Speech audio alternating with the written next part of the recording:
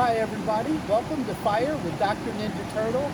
I am at the Spokane River, and this is a beautiful river that I've been visiting for the last few days, and I wanted to introduce everyone to my friend Greg. I have told you guys about Greg.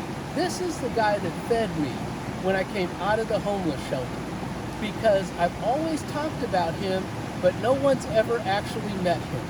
So Greg, go ahead and tell them what my life was like, or our life was like, when we met. Hey everybody, it's good to be here. It's always wonderful to be with Daryl, man. This guy's something else. I would have to say it was a blessing to meet him. And I just try to do with him what people did with me. Try to be nice. I mean, you know, as a kid, that's how our families were.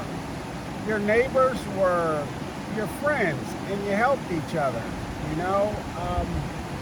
That's how we were raised. So I think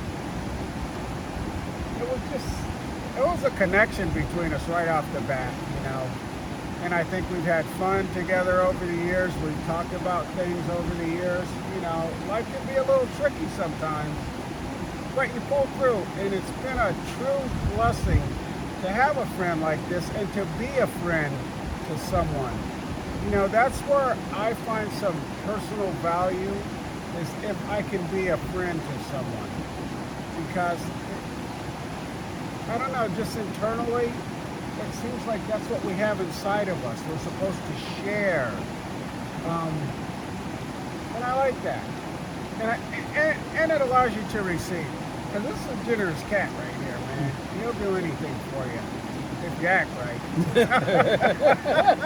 So we've known each other now for 39 years. And we have been spending the last few days together, coming out here to the river and just looking at the beauty of nature. And I tell you, you guys know I'm in South Alabama, but after coming up here and seeing the beautiful northwest of our country, I am debating getting a place up here just for the winters, or the summers rather, in Alabama, so that I can escape the summers and come up here for some nice, beautiful weather. And then when it starts snowing up here, I'm going back south to Alabama, because I don't do snow. So Greg, if you remember anything, I asked you earlier, when I was new, when I was just coming out of the homeless shelter, I needed to pay child support. And this man taught me how to get money orders and mail them to the child support court, because I didn't have a bank account. I didn't have a bank account for the first couple of years when I came out of the homeless shelter. But Greg said he didn't remember that. See, he's done so much for me that I've never forgotten that he has forgotten. See, and that's okay, because I've never forgotten it. And you guys know I start crying when I talk about Greg. Well, now you guys know the person that makes me cry all the time. See, I'm starting up now. Y'all see me starting up now. And when I talk about how kind he was to me, you know, and how he helped me when I had nothing. I mean, nothing. And y'all know me. So we're not, you know, this is nothing new for you guys, but now you guys know the person that I'm always crying about every Friday. And I'll tell you, I've been there. I've been homeless, I've been broke, I've been hungry. Seen the hard side of life, you know, but people helped me. And I learned that. I learned that from my mother and my father. I remember as a child, they would help the neighbors. And I grew up in California, and interestingly enough, there was all kinds of people from around the world on our street. And in other countries, you know, the grandparents live with the parents and the grandkids. They all live together. And it was nice to see that and go to your friend's house, and maybe the grandma just spoke Japanese. She didn't speak English, but she knew how to treat you. And, you know, my parents were from the South, so they made sure I knew how to behave when I went to somebody's house.